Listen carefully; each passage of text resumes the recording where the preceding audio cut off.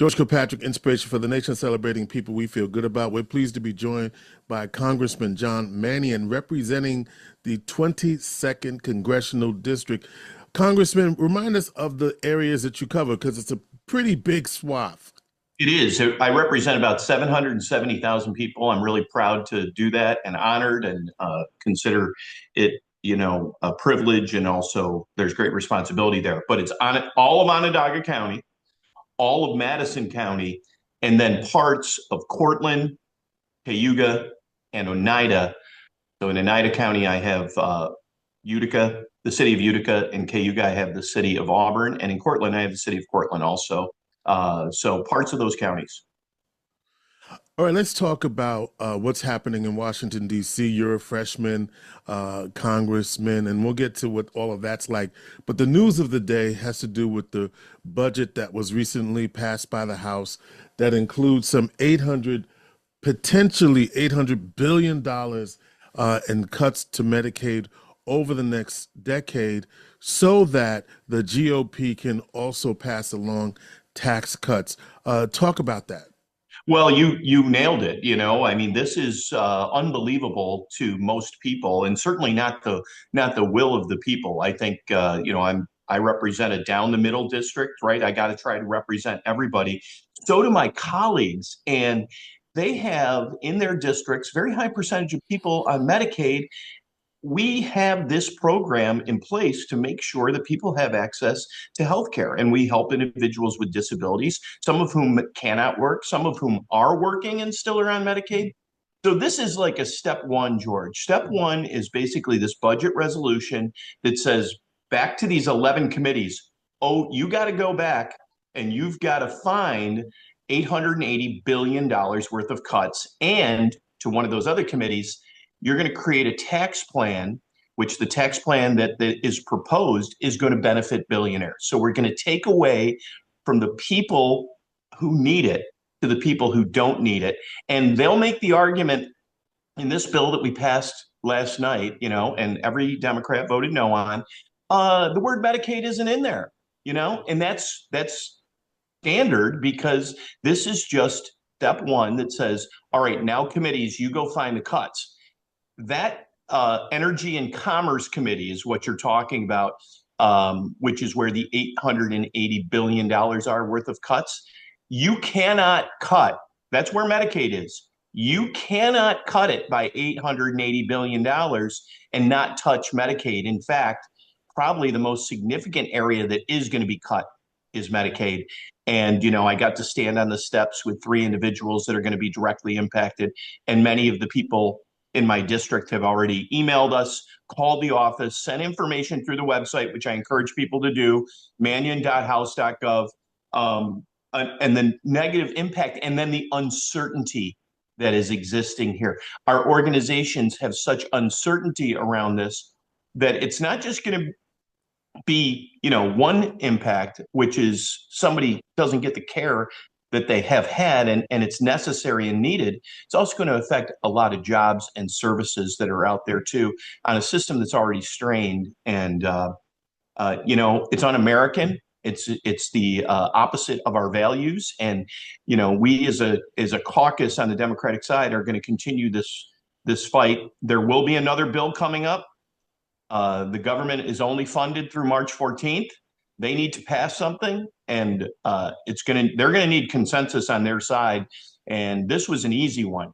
The next one is going to be very tough for them to all be in line, because they have diversity within their own ranks, which is a little bit of irony, I think, for all of us. Yeah. So one of the things that you want constituents to do is to call, write, and follow up to your office to make sure that their voices are heard.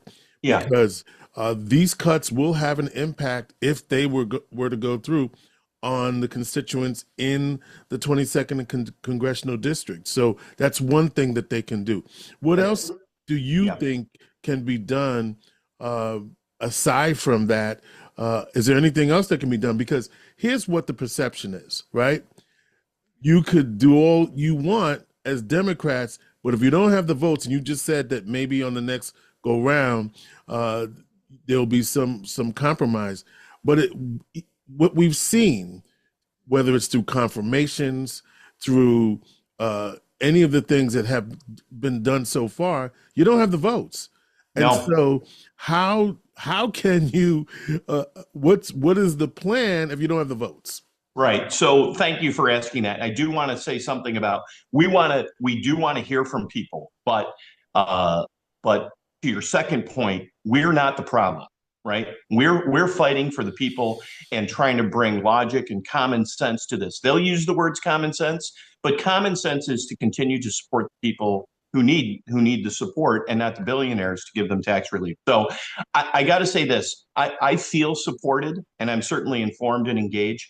If somebody has a constituent issue, which is like an organization can't get through a portal and they are not getting reimbursed, or somebody receives a letter that says, by the way, your Medicaid funding is going to, or your Medicaid coverage is going to cease on April 1st. That's the stuff we want to know. Because you're right, George, we are working constantly to try to change the hearts and minds of our colleagues across the aisle. So here's what we're doing, and here's what people can do. Number one, there's litigation and there's legislation all the time, and they're almost perfectly in line. Let's talk about legislation. The Republicans have created this dynamic, which they approved with their majority, which really limits the number of amendments that we can add on the floor. Before that, in the Budget Committee, on this bill alone, Democrats proposed 30 different amendments. All 30 were voted down. It was a 12-hour committee meeting, a long committee meeting. They rejected those. At the same time, with some of the executive orders, like the funding freeze, like birthright citizenship, there's complementary litigation that's happening that by and large we have won. So we're working with state attorney generals and the ACLU to fight litigation wise and win. And then we keep attempting amendments, which people don't see this. You don't hear it. It doesn't make the news. But that's constantly happening. And there are things like, rejecting tax cuts for anyone who makes over $5 million a year, rejecting tax cuts over $15 million a year, making sure that Medicaid is protected as we approach this budget process. They reject all those amendments. People are frustrated. We do need, to your point, we need Republicans who know this is wrong. We know right from wrong in central New York, and this is wrong. It's going to hurt people, and you have to wonder what the end game is. So I encourage them. I've done this, I've tried to get this as public as possible, but encourage people to talk to people who voted for the current president and pressure, maybe they're not in my district, pressure their Republican representatives to reject this. But to your point, by and large, everybody is afraid to oppose the president on that side. So what can people do besides letting us know when there is a problem or an approaching problem that our office can address? I encourage them, if they're a Democrat and they want to be more engaged, join your Democratic committee. If you're a Republican and you find this to be the opposite of the values that you hold, still join the Republican Party. If you're like, I'm not breaking for my party, go in there, voice your concerns to the chair, ask to join, be active, because we know that is there's a lot of that out there. And then organizations that you support their values, like NAN, like the NAACP, like the Spanish Action League, like your union, like the League of Women Voters, whatever is your passion. It might be environment, it might be civil rights, it might be women's rights. Find your organization and move, help them move. And the thing is, a lot of these organizations, just like America, just like Central New York, there's Republicans and Democrats in these organizations. So yeah, I came here to Washington to work together, to be a good reflection of my district and deliver for the people in this district.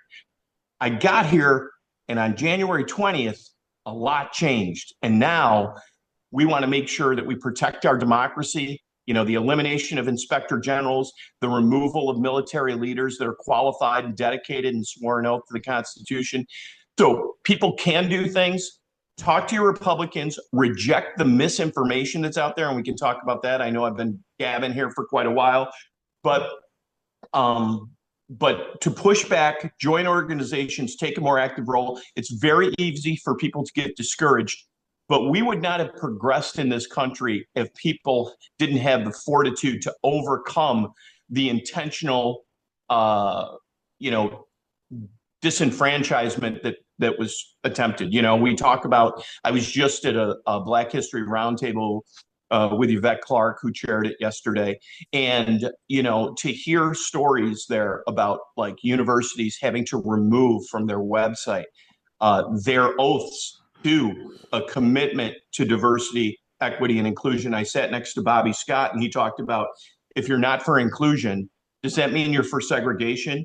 If you're not for equity, does that mean you're supportive of supremacy? And if you're not, if you're against diversity, do you want to ostracize and alienate? And again, I'm fired up, George. I know people fired up back in the district, and I feel supported. I appreciate it, but to be true to what the American values are supposed to be, we're going to keep fighting, and I appreciate the support and people engaging. Talking with 22nd Congressional Representative John Mannion about what's happening in Washington right now, threats to Medicaid to fund tax cuts for the billionaires, et cetera, et cetera. And as I was listening to you talk about some of the concerns, I was reading an article yesterday where the VA had to, essentially whitewash any of their references to LGBTQ plus issues because of the alleged or the supposed or the reported ban from the executive order of President Trump, and then the let's talk about memos from the DOJ, the Department of Government Elimination, to justify your work. I saw a clip of Marjorie Taylor Greene talking about there's no need for a federal workforce, that they're irrelevant and unnecessary, right? And that their jobs are not important to this country. The lunacy of these kinds of things. And so the proposed elimination of the Department of Education. And so you talked about the DEI, and that's not necessarily that's one of the issues.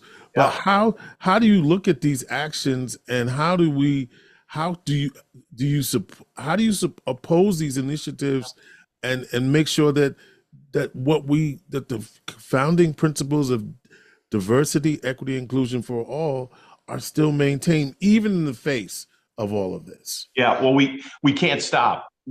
We cannot stop. And like I said before, we are litigating, so like these, when there was a funding freeze in that memo, immediately we went to the courts, and the courts stopped that, and the funding continued. But it was about 72 hours of great uncertainty for so many organizations. So that's an example where we litigate it and we win, but that takes time, and people are very concerned about the courts, certainly concerned that the vice president, the president, and Elon Musk are saying things like, we cannot let the courts, the judiciary, get in the way of the president's agenda. Well, this is why we have three branches of government. So we're doing that, and then at the same time, when there's litigation to say you cannot stop this funding that's already appropriated, and appropriated by a Republican House last time, we also then attack with legislation, again, that the Republicans are blocking and people don't hear a lot of, that just really emboldens the law that says, like, this is already in the Constitution that these dollars are appropriated. Another thing I got to say, George, is about misinformation and disinformation, right? Yep. We have auditors in all of our agencies. None of us, as taxpayers, want any waste, any fraud, any abuse. So of course we don't want that, but we have systems in place that have prevented it and stopped it. The announcements on this spreadsheet for Doge, that stuff comes out, and less than 10% of it can be verified. They also put out these, sort of outrageous things that might be hyperbole. They might be blatant lies that fire people up. They're like, oh my God, our government's spending money on this. We have inspector generals, we have auditors to follow this stuff. And a lot of this is to cause a distrust of the government so that everyone can only follow and be beholden to the president and trust him. You know, people need help from the Veterans Administration. People need help from the IRS. Right here in Central New York, we already had people let go. And these are not bad people. These are people who chose, many times because of service to their country, they chose to do these jobs. They could do other jobs. Some of them are probationary. It didn't matter whether they were, had good job performance or bad. They were just gone. I mean, it's so cruel. It's un-American. And to paint and demonize these people like, oh, they're lazy. They're taking from the system and all that. It's just disgusting. It's really disgusting. Some individuals just received a raise, or I'm sorry, a promotion. So when they take that promotion, they go back to a probationary status. Some of these people, highly experienced and dedicated and sworn oath to the Constitution, not partisan, they're doing their job, they're serving everyone, and they get a promotion, they're probationary, and they're gone. They might have 20 years of dedicated service to an agency, and people need the services. So it's really tough to watch, and we keep fighting back, informing people. That's mobilizing and elevating the message, and then with litigation and legislation also. Congressman John Mannion, representing 22nd Congressional District, one of the concerns, you talked about funds appropriated. Micron has announced significant investments in our community, and how are you collaborating with state and local officials to ensure that this appropriated funding actually comes through and makes certain that the economic promised benefits of this investment actually come through, that this investment that has been earmarked for our area actually happens? I go back to litigation and legislation to make sure that these dollars that are appropriated, there's litigation and legislation to make sure they come through. And then the key part is, this Chips and Science program that was developed for the federal government and green chips that happened at the state level was bipartisan. All levels of government work together. So the key thing is to maintain communication here and remind people that this was negotiated. It was done in a bipartisan way. Those conversations are with local stakeholders, other elected officials, Micron, other chip manufacturers in and outside of the state. Also, all of that to make sure that we're on top of it. And from a national security standpoint, George, we got to make these chips here in this country. And, Micron has already invested millions of dollars locally. We positioned ourselves here with our workforce, with our great schools, with our clean energy and otherwise to be in a great position to land this major project that is transformational. So we're reminding everybody and staying united in that this is a critical project, that it's already been negotiated and it should move forward as such. And that's the position where I'm in. And as somebody who was a part of the state legislation and worked with everybody to make it happen, I'm committed to keeping it going in the right direction.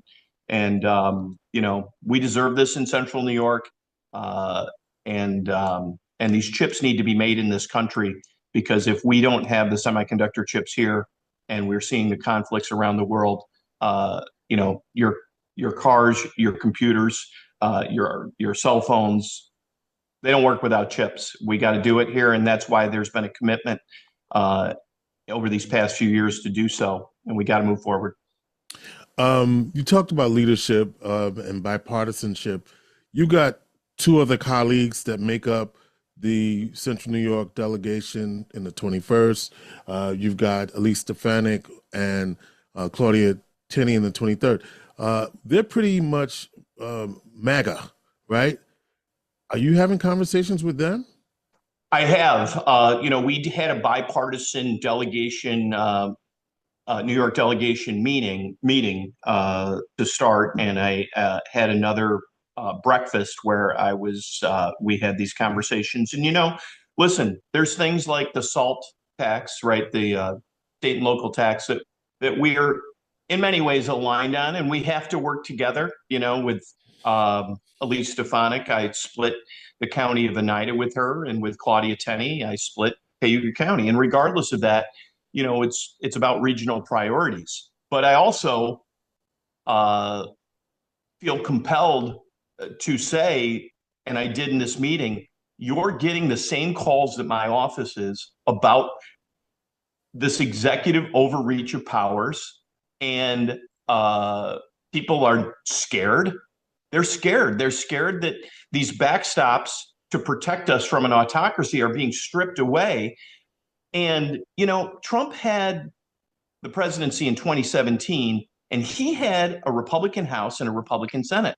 Well, why didn't these things happen then? And it was because the leaders of the House and the Senate made sure that they said, no, this falls under Congress. This isn't yours. We're fighting back. Those were Republican leaders, Paul Ryan and Mitch McConnell, and we can have a conversation about those two some other time. But the bottom line is they took an oath to the Constitution, and they were following the law. And when the president is doing unconstitutional things, we shouldn't have to go to the courts. We do if we have to, but that's where the Speaker of the House and the leader of the Senate should be speaking up and stopping it. And that's not happening. So we've got to keep informing people and then fighting them with legislation and litigation. You talked about litigation. A federal judge recently declined to block Elon Musk and Doge from accessing federal data or laying off workers. So they have access. So what's the implications of this decision, and how do you see this affecting the efficiency of government operations? Right. It's very dangerous, George. Very dangerous. People don't want this. They don't want someone who doesn't have background checks, who hasn't gone through an approval process into these systems. An organization that doesn't follow the president's agenda can just be shut off to their funding. So what are we doing? I'm on legislation rejecting. Can I just jump in real quick? Yeah. I was listening to something, speaking of this Department of Government Efficiency.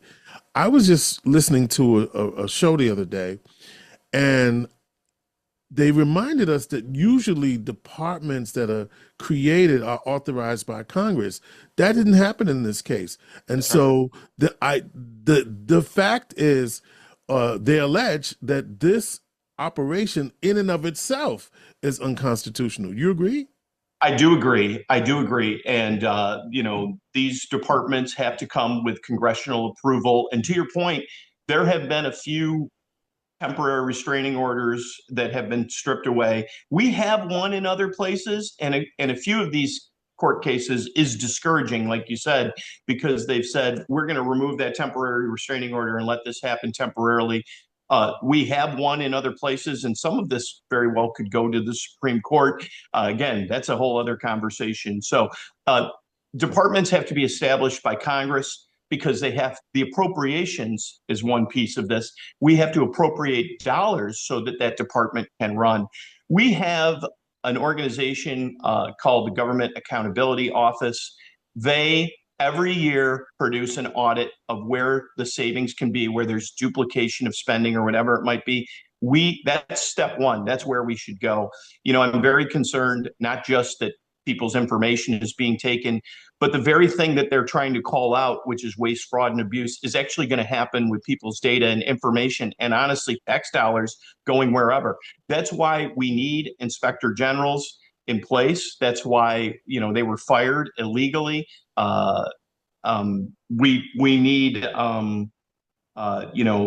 not loyalists in the DOJ and in the FBI. We need nonpartisan people who apply the law.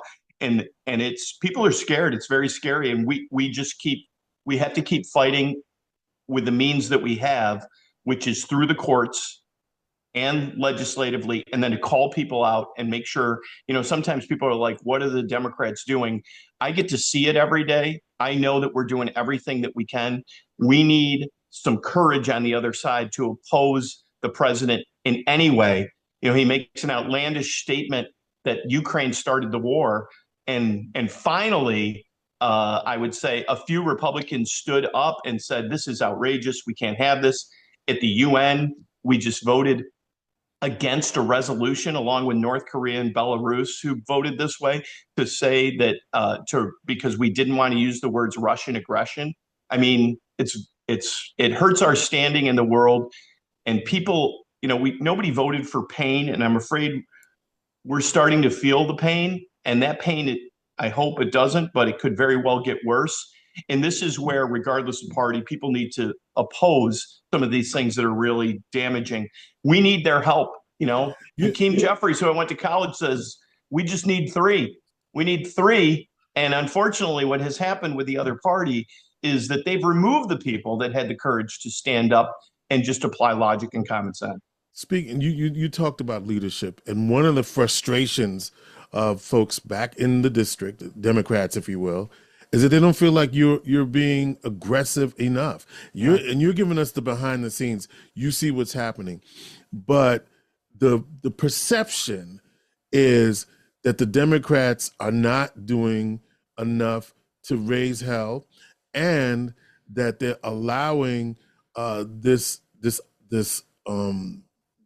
quote unquote dictatorship, this oligarchy, to go unchecked.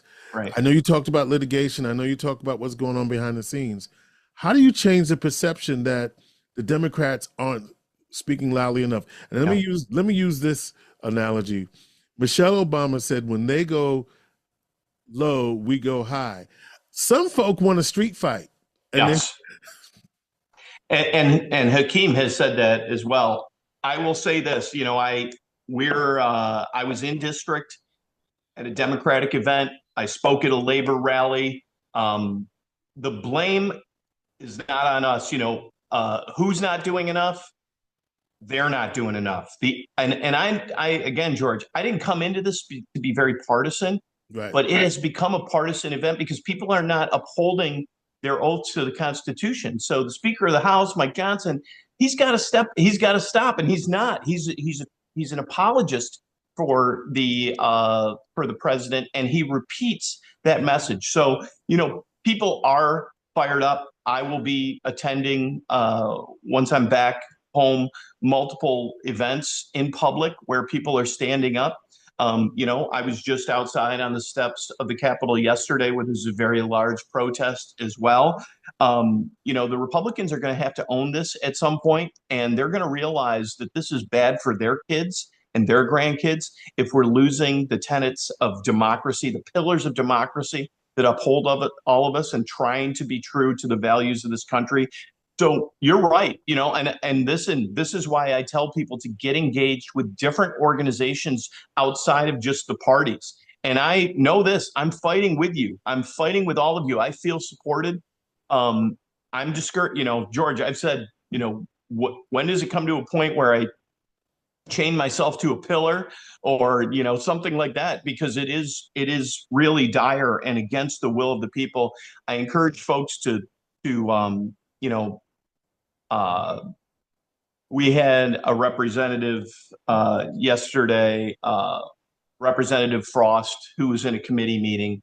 And, again, it's some civil disobedient acts in committee, which is again, we're supposed to be diplomatic. We're supposed to be, but he wouldn't let it go. He's talking about some really just the truth. He was speaking the truth, and he was being shut down by the committee chair. It's that kind of actions that we're going to continue to do and continue to call out. And I'm doing that on my own, platforms and social media to remind people of the disinformation and misinformation, and to not get discouraged and to stay engaged while we're trying to fight with common sense, logic, and the law. and they're fighting. They're not fighting. They're just succumbing to the president's will, which is not the will of the people. Does it help to call those representatives, even if they don't represent us? Does that make sense to call them as well? They are going to ask, many times, where do you live? Do you live in the district? But so I will leave that to the people that are out there. But we're trying to preserve, and we're very united in that. We're also fighting every day. We're fighting every day, and we're informed, and we feel supported. There are other individuals that are out there that are representatives that aren't congressional representatives that are on the other side of the aisle. They need to hear. These people are not feeling the heat. I think some folks are feeling it when they went back in their districts recently, because they assume, in this little DC bubble, they're going to go back and be like, hey, we're cutting, we're making the government more efficient. And people are like, actually, no, you're doing that illegally. And you're hurting my neighbors who dedicated their life to public service as a government employee. And I'm a veteran, and I can't get an answer from my email or a phone call. And now the MRI that I need is backed up another 6 weeks. People are fired up. We're fired up. I'm fired up. And it is helpful to apply pressure wherever you can. And I appreciate the question and having me on, George. I appreciate the platform. And I know people are frustrated. We can't get discouraged. We're trying to do our thing here and elevate the voices of others. And I'm appreciative of what everybody else is doing out there, like you said, in the streets, because it is happening. Congressman John Mannion, representing the 22nd Congressional District. How do they get a hold of you, John? Website, give us the website, all that stuff. Great. Yeah. So my official website is mannion.house.gov. And I encourage anybody that has a constituent case or otherwise to visit that. It's a great vehicle, or a great tool for people to use. As you can imagine, we are being inundated with calls and emails, and we want to help people, but we have to sort through everything. One guarantee is if you send something through that email, it's absolutely going to get through, and we're going to have our eyes on it. Keep the fight. Congressman John Mannion, representing 22nd Congressional District. Thank you for your time. Thank you so much, George.